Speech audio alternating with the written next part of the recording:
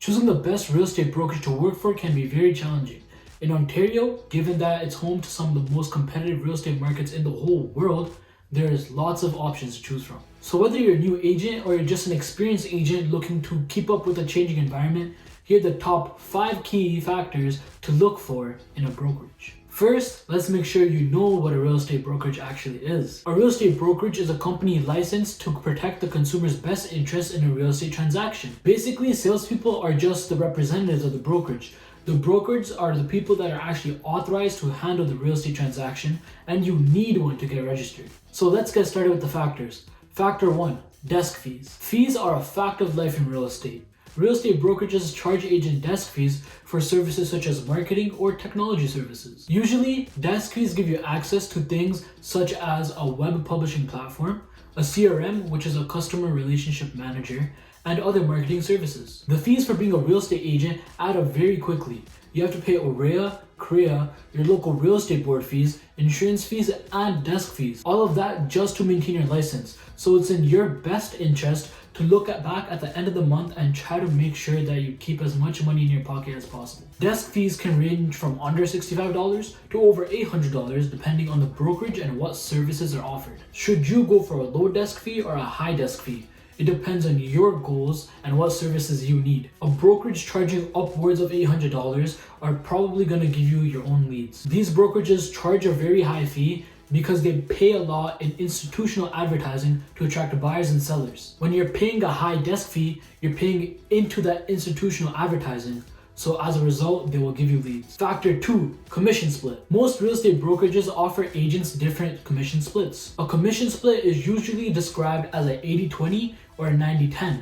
This means that you keep 80% of your income and the other 20% goes to your brokerage. Some brokerages offer an annual maximum cap. So after you reach this annual maximum cap, they will no longer take any money from you and 100% of your commission is yours. Other discount brokerages may offer on a flat fee service, which means that they take like $500, for example, each time you close a transaction. Now, real quick, before we move on to factor 3, my name is Babjot Chima, and on this channel, I try my very best to explain everything there is to explain about real estate, including the process of choosing a brokerage. If you haven't yet, consider subscribing, and at any point during the video, you can go down below to the description where I list links to what we discussed, any recommendations, and how to reach me down there. Anyways, let's get back into the video. Factor 3. Doing marketing and lead generation. Do you want to join a brokerage that does all of your marketing and lead generation for you, or do you want to build your own brand from the ground up? If you want a brokerage doing all the advertising and marketing for you, then you might like Remax or Royal LePage. They have a very large share of the market due to their institutional advertisement. One of the drawbacks, however, of these types of real estate brokerages is that you end up looking very generic and just like everybody else. You can also expect to pay much more in desk fees due to the institutional advertising. If building your own business from the ground up, which means taking control of all of your advertisement and marketing and your lead generation, then maybe a brokerage like Keller Williams or eXp Realty might be the right choice for you. When you're new, you don't have any clients, so it might be a little difficult to generate leads on your own. However, if you don't want to spend money, you're good at marketing, and you have some time to spare, then I fully recommend that you just go and choose one of these do-it-yourself brokerages. On the other hand, if you don't have the time to figure out a marketing funnel,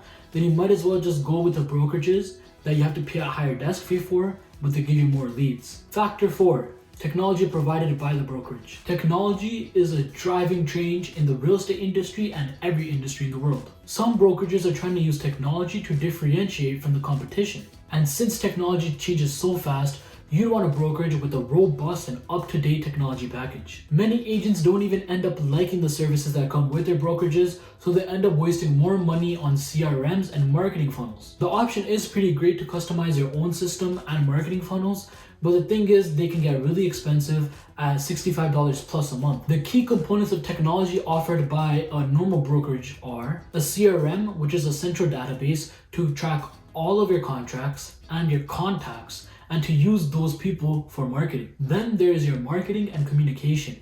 Here there's normally your email service, your text service, your calendar, and your website. How well these services integrate with your CRM is very important. The issue is keeping your contacts in sync throughout your marketing funnel and database. And last, there's file management. Services for e-signatures like DocuSign start at $13 a month. There are so many apps and tools that you can use for your real estate business. It's very easy to spend and waste lots of hours trying to set them up. Keep it simple and don't spend too much time trying to find out how your CRM works with the rest of your marketing stuff. Focus on what's most important, getting in front of your clients. Factor 5. This is one of the most important factors, and it is training and education. If you're new to real estate, you'll likely need a lot of training when finding out how to build your own real estate business. A lot of new agents are very lost in the beginning. You might face quite a learning curve if you've never had a commission-based job. The Humber Real Estate education really does a good job of talking about the technical and the legal aspects of real estate, but these modules and lessons don't really do much for the business part. How are you going to find new clients? And how are you going to put them through the process of buying or selling a home? Like hunting, you'll need to develop the skills to do it, or you might go hungry until you finally learn how to do it. Are you prepared to knock on doors and make cold calls every single day? And when they pick up or when they open the door, what are you even going to say? Activities like qualifying buyers and sellers, researching properties, and handling customer objections, and many more are best handled with the experience of a quality agent, which you could find at a good brokerage. Make sure you find out what training the brokerage actually offers and if they offer something for new agents. Do you like the social aspect of learning in class, or would you rather learn from online?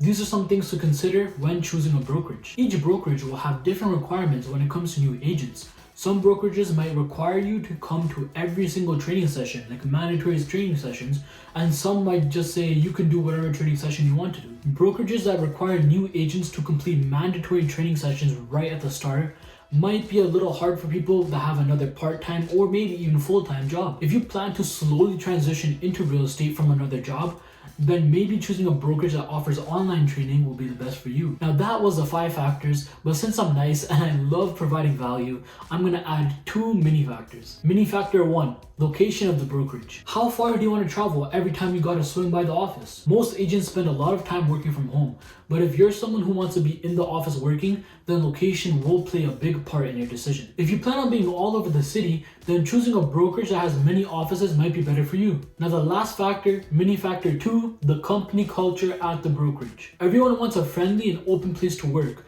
but the real estate industry is known to be one of the most cutthroat in the world. You'll need to learn a lot on your own, but when it comes to the situations where you have a question, you must be with the brokerage that can answer it. The company culture at a real estate brokerage plays a big part in the interpersonal dynamics between the people that work there. Pretty much, your dream brokerage should include the dream people you want to work with. So there you have it. I really hope this helped. And if you have any questions at all, just comment them down below or DM me on Instagram at babja.chima. I truly have a passion for real estate, so I'm making these videos so me and all of my viewers can soak up all the information possible and provide the best value to our future clients. Thanks for watching. I'll see you in the next one.